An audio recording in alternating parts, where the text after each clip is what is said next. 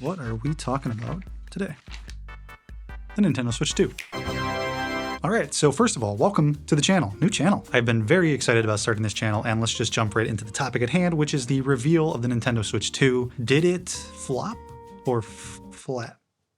None of those sound good. When I woke up and my best friend sent me the reveal trailer for the Nintendo Switch 2, I was excited. I was tired, so I was probably less excited, but I watched it and I went, wasn't bad. I mean, starting off with some positive things that I liked about it. I liked the kind of ASMR-ish reveal with all the sights and sounds and everything, and it was very aesthetically pleasing. I could have honestly told you years ago that that's how they were gonna do this Switch 2. The second we kind of all, as a collective on the internet, came together and realized Nintendo's probably just gonna make a Switch 2. It's the safest bet. I could have pretty much dreamt up, and I pretty much did dream up that exact trailer, obviously with like details withstanding. But the smooth motion graphics and CG renders, the Switch 1 morphing into the Switch 2, like this is literally what I thought it was going to be for months. And it's crazy that it actually happened, but it's not crazy that it actually happened. And the reason I say that is because this is pretty much all it could have been. And I'm not saying that Nintendo's not creative. I'm not saying that a different team could have come up with something a little bit more exciting and a little bit better, but it's not that this was bad. This is kind of getting into my thoughts about it afterwards. So initially I was underwhelmed.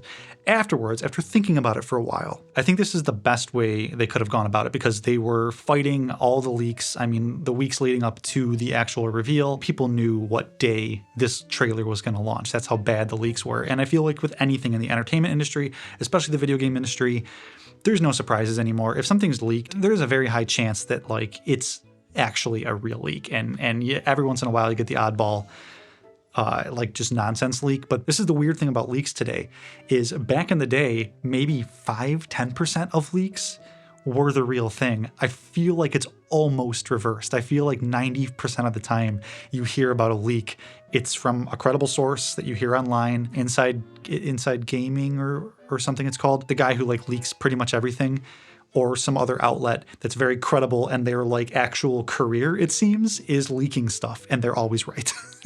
Or at least most of the time they're right. So it's like the roles are reversed now. It's like mostly when you hear a leak, it's a real thing.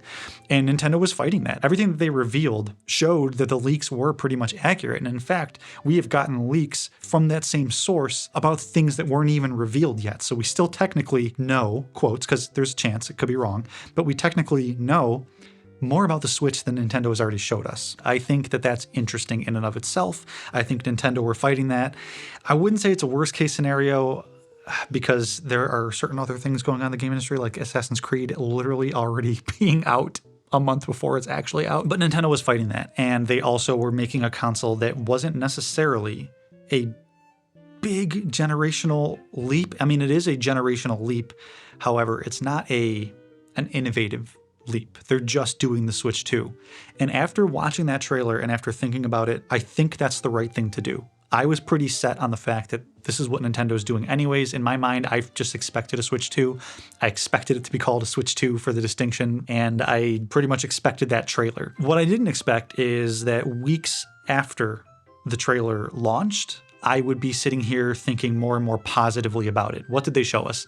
They showed us that it's bigger. They showed us that it's possibly got some mouse functionality, which I think is pretty cool. They also showed us a little bit of maybe Mario Kart 9, or they're probably going to skip 9 and call it something else, because companies tend to do that. They don't like the number 9. They just like skip to 10 and then call it X and think it's cool.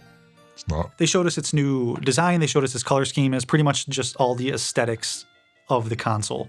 They didn't show us anything about its power. They didn't show us even a release date. They just kind of showed us when the Nintendo Direct is going to happen. That's going to discuss more about the console in April. So they had to do the launch trailer to get ahead of the leaks, which they failed.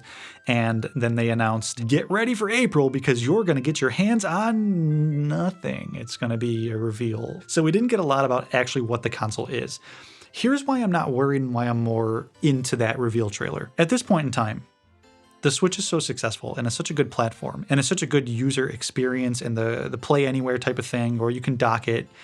That's already good in and of itself. And I don't necessarily know, and again, this is why I'm not a Nintendo engineer, but I don't necessarily know what else they could do that would be the next big thing when the Switch kind of just is the culmination of everything you could ever want in a console. Not that it excels at any of those particular points. Like the graphics are still pretty rough and the hardware is pretty rough in the original Switch. That's pretty much the main thing holding it back is the power. So give us that platform that's like the pretty much, at least in my opinion, the epitome of a gaming console. You can play it at home on your couch.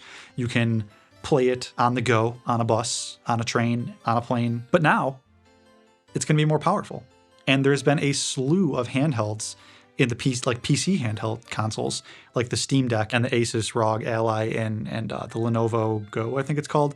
And like all these consoles that are like trying to do what the Switch did. And now Nintendo comes out and I can only assume they're making a Switch, but more powerful with the possibility of the mice, the little mouse, the mice. And there's 2 of them, it looked like in the trailer.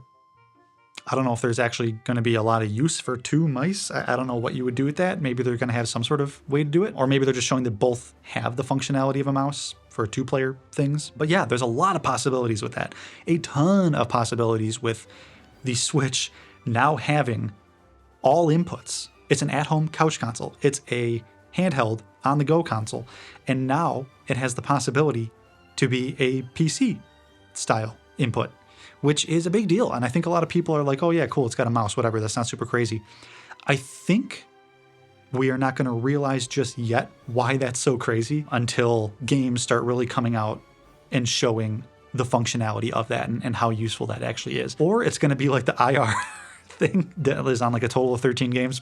But this does open up the possibility for a bunch of other styles of games. A lot of people are talking about like, oh yeah, maybe like now RTSs can be on the Switch, or at least be a better experience on the Switch, because I think there are RTSs on the Switch. Or maybe you could play Metroid Prime with the better shooter input. And the best shooter input, at least in my opinion, and a lot of people's opinions, is a keyboard and mouse. And now you kind of have the possibility to aim like that. Maybe it's not actually there, although I'm pretty sure it is. We've seen patents already that kind of are showing that these Joy-Cons do detach and they have a mouse functionality. So yeah, that's a pretty big deal. And that's becoming more and more of an exciting possibility. Pikmin. I just got into Pikmin for the first time. I bought Pikmin 4. I've never played the other ones, but I bought Pikmin 4 and I'm having a blast with it. And I feel like that would be more fun to aim the thing and get the guys, and like that would be a better experience with a mouse functionality. So a lot of exciting things in the trailer in hindsight. When I first saw it, I was a little lukewarm on it, but I liked the aesthetic of the original Switch morphing into the new Switch. I like the aesthetics of the new Switch. I was a little off on it at first, just like all black, and I didn't like, and this is such a nitpicky thing, this is just me as like a person who likes color in stuff. I didn't like that they made it from, what's your view? Blue, red to blue and like peach. It's like a peach orange. I didn't like that at first. I kind of like it now. I still think I will always like the like neon blue and the neon red a little bit better. I think that's just a better color scheme. A lot of things I have, I'm looking around my room right now, are like kind of blue and red. I think that's just a good color combo, good color theory. Yeah, but I'm gonna get used to that and it's gonna be fine. And I am certain they are going to like release a Switch 2 that looks like a Switch 1 color-wise. They're gonna have special edition Switches. They're gonna do all sorts of things. The next Zelda game is gonna have some sort of special edition. The next Mario is probably gonna launch with a special edition thing. So like me, you might be sitting there thinking like, what is so special about the Switch 2? Until I started to think about all the possibilities of the mouse, until I started to think about a more powerful Switch and what that can do. Maybe Pokemon games will look better than N64. That would be pretty cool. And that's the other thing too. We have to keep in mind, the only thing we've seen software-wise is maybe Mario Kart 9. We don't know what games are going to be launching besides the ones we do kind of already know a little bit. Pokemon just had a direct. We can imagine Legend ZA is going to be on the Switch 2 as well. They just didn't show that version. We can imagine whatever Mario Kart, there's going to be a new Mario, there's going to be a new Zelda down the line. We've already seen a little bit of Metroid Prime 4 just on Switch hardware, original Switch hardware, and it looks fantastic, like pushing the boundaries of what the Switch can do graphically. So now we have these rumors that the Switch 2 is going to be kind of like a PS4 power. PS4 power in a handheld is amazing. Think back to some of the games on PS4, like not even the Pro. Think of what The Last of Us 2 looked like, not even on the Pro. Think of Horizon Zero Dawn, not even on the Pro. Like, games still looked pretty sweet. So that's exciting about the Switch in and of itself. And the more I think about the Switch 2, the more I'm getting excited because we're going to have not only new hardware that hopefully will be more user-friendly, not like the slidey Joy-Cons, which I like the concept of, but I think the clip-on Joy-Cons will be better. People are a little worried about that little connector sticking out. I don't think that's going to be an issue. Don't mark my words. It might be an issue and it might be literally the next Joy-Con drift fiasco, but I think it's going to be okay. But yeah, overall, I am excited now. I was a little lukewarm when I first saw the reveal trailer. I feel like a lot of people were, probably a lot of people still are. It's not good to have a first impression that's lukewarm. You don't want lukewarm to be the vibe of your next biggest console release. And I still think the Switch 2 is gonna be a smash hit. It's just right now you want a better perception, but I think people are gonna come around to it. I think once we get a little bit more about the games, once we get a little bit more about the power, the important things about the console, we are gonna be singing a completely different tune like I kind of am right now. I'm pretty much championing the Switch 2. I could be wrong. I could totally be wrong. It could suck. It could be the next Wii U. I can't imagine.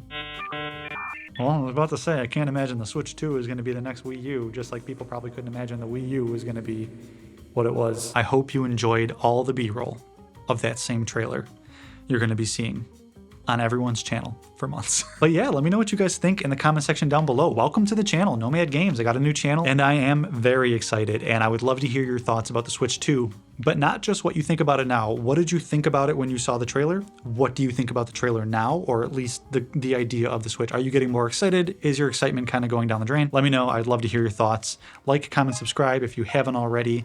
I will talk to you guys in the next one and I will think of an outro, a better outro. Goodbye.